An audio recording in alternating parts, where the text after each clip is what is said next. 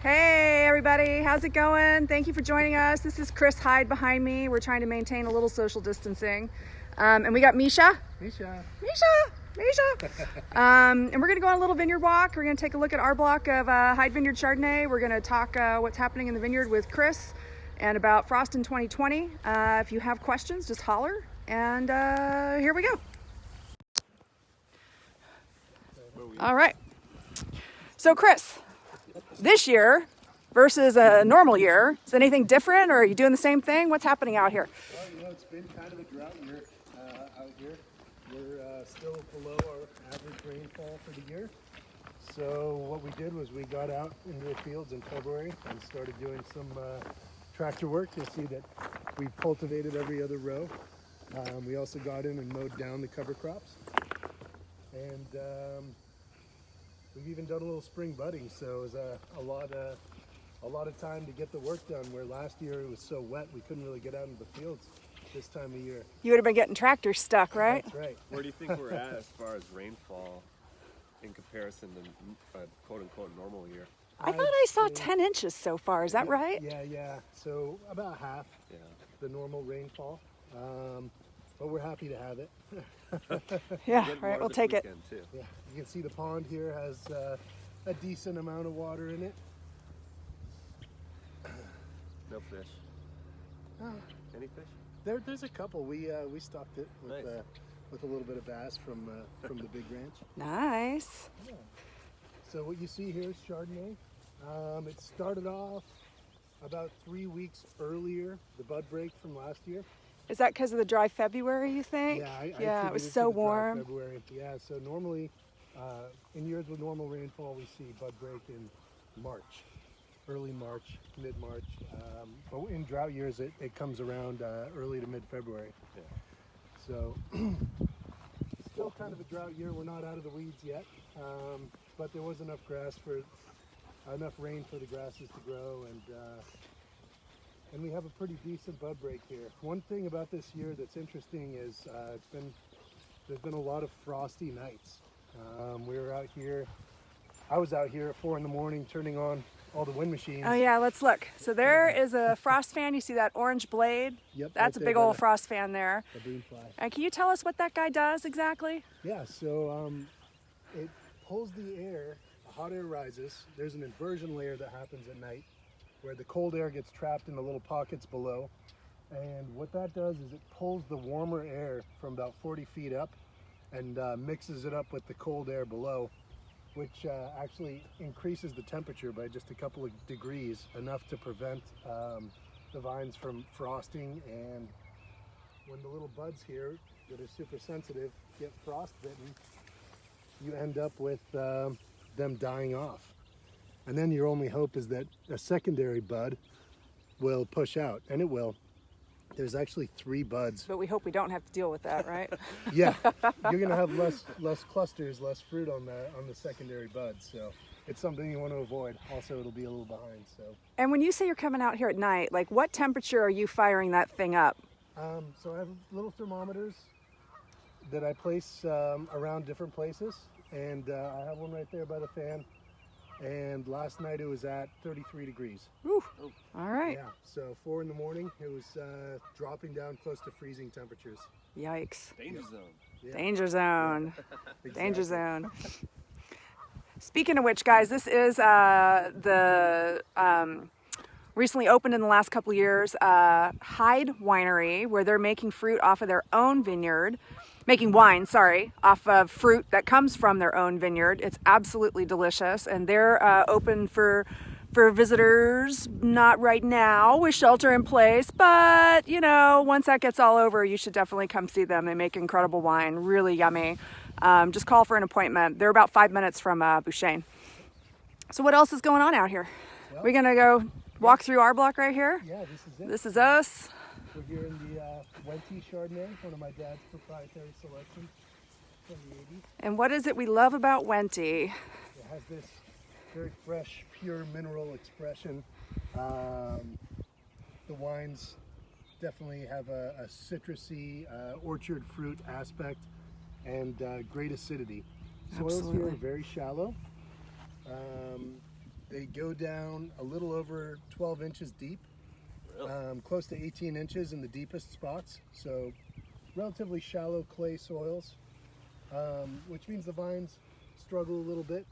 You don't have over vigorous vines. The canes will come up to about here, and that's exactly what you want. You don't want over vigorous plants. You have what we call balance in the vineyard, which is important from a farming standpoint and also for making quality wine. Absolutely. Can you maybe describe the Wente clone in general, like sort of the architecture and why that's important for these Chardonnays in particular? Yeah, absolutely. The Wente is known for small clusters. So you have these tiny little clusters with sort of a hit and miss set where you have small berries and big berries, what they call the hens and chicks. And you know, it gives you a lot of clusters, but very small ones. And those tiny little chicks add a really cool like textural component because there's much more skin to juice ratio. Exactly. You have fewer seeds, you have more juice. So you know, from a winemaking standpoint, that's important. But it's also, it delivers different phenolics and flavor profiles than some of the other big cluster Chardonnays. Yeah, for sure.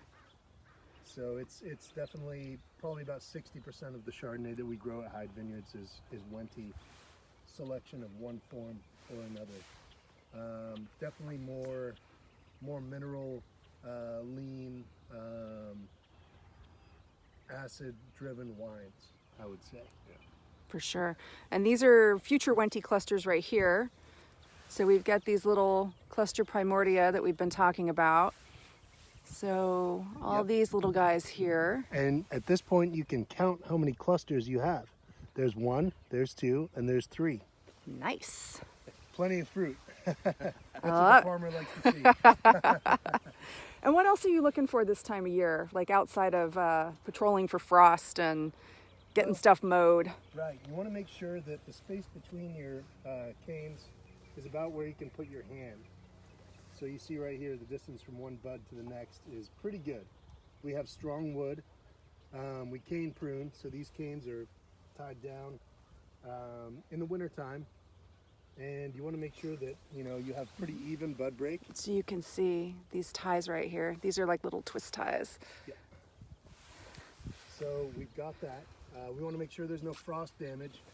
You can tell it's frosted when the buds kind of turn brown and crispy and fall off. We don't have frost damage. Fingers crossed. We've seen little pockets of frost here and there. It's been one of the worst frost seasons since probably 2008. It was the last time I remember it being this bad. And it was worse. But a lot of people are seeing frost damage. It means there's going to be less fruit out there. Depending on who you ask, that has an impact on you know, this coming year's vintage, whether it's good or bad. But we've been protecting the vines. They look healthy. Other things you see is healthy grasses underneath. We don't use herbicides. So we have low growing grasses, and you know, we'll come in later in the season and do a little trimming if necessary with a weed eater, but all organic soil cultivation practices. Yeah, other than that, we just like to see a little moisture, but we're off to a good start for the vintage. And how's the vigor in this vineyard in general? Is it relatively lower vigor or higher? You know, the vigor is, I would say, moderate. It's not low, it's not high. The soils here are healthy, pretty much ideal for what you want to see with grape cultivation. So, you know, we're in a good place. The vines aren't going to get, you know, the roots can't go as deep as they do at other places, so you're not going to see the trunks get massive over the course of 20 years. They're going to take their time. How old are these vines? These were planted in 2010, so 2010, been 10 Awesome. years. 20-year-old vines. Or sorry, 10-year-old vines. That's right. Love it. Time flies. Anything else you want to tell us about this this site, Chris? Well, you know, this is right across the street from the home ranch. My dad and I started developing this property back in 2006. It used to be an apple orchard. apples, pears. At the site of the winery that we were just looking at was a fruit dehydrator.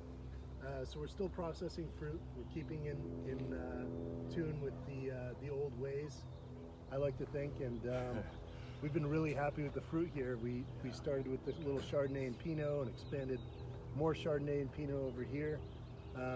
And you know, it's been awesome working with the grapes here. We sell some of the fruit to different clients. Bouchain, obviously. Yay! Aubert, HDV makes a great Pinot right here. And of course, our Hyde Estate Pinot comes from. Which is delicious. Delicious. It's been fun working with this property, and we've been thrilled with the quality of fruit that comes out of it. Yeah. So have we. Yeah, definitely so. So Bouchain and Hyde have been working together since 2014. And for those of you that don't know, Paul Hobbs works with Bouchain a little bit as a consultant, mostly in the vineyards. And so Paul and the Hyde's relationship goes back a long time. Way back. Yeah, when did Paul start buying grapes from you? Well, Paul worked for Robert Mondavi and also for Simi Right. with Zelma Long, and she Right, had right. a long history with Larry, with my dad, and that's when my dad met Paul. So he was selling Muscati Chardonnay to Paul Hobbs when he was at Simi. They even made a sweet wine one year, a triticized wine, back in 1989, which is one of my dad's favorite stories. So it goes back into the 80s, and then in the early to mid 90s, Paul Hobbs launched his own eponymous brand with Pinot and Cabernet from Hyde Vineyards from my dad. So they were really close. We spent a lot of Christmases with Paul. He was like family with us. That's awesome. Yeah, so you know, really good long connection going there. And we continue to work with Paul and just planted a new Cabernet block for him. So. And we're going to talk to Paul on Tuesday. He's hiking our vineyards on Tuesday, Say so hi for me. I absolutely will. Yeah, I love it. Yeah, and so Bouchain started getting fruit from this vineyard in 2014, and then Chris Johnny and I came on in 2015 and been working with it ever since. And so we get, you know, roughly 3-ish tons out of our rows here, and that, you know, kind of equates to, you know, 9, 10, 12 barrels per year, depending on the crop level. And something that I really like about this Hyde Chardonnay is the way in which we're able to play with the new French oak percentages with it. Our wines from our estate,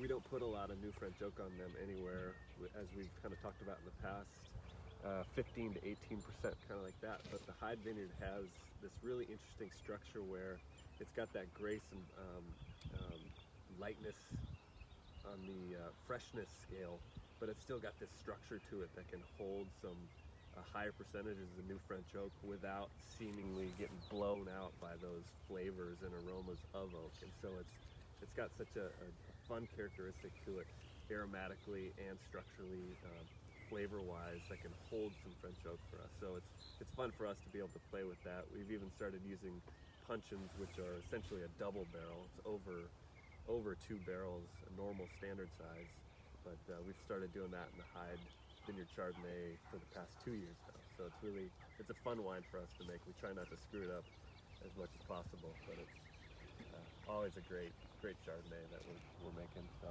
always really fun to make off of this block. And when you say more new oak, what are we talking? For us, so for our Chardonnay, in comparison to ours, it's, you know, anywhere from 30 to 40% sometimes, so it's Yeah. still not a huge percentage when we're talking Napa Valley grand scheme of things for new French oak being used, but for us it's a decent amount. So still not huge amounts, but about a third is new French oak for the barrels. And we've got a few coopers that we'll probably get into next week when we start talking about barrels. We've got some specific coopers that we really like to use on the Hyde Chardonnay in particular. Awesome. Yeah.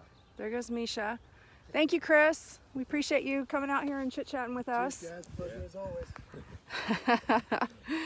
And then once again, behind me, that is the new Hyde Winery. It's beautiful inside, really cool. Highly suggest you guys come take a look once we're all able to get out and about.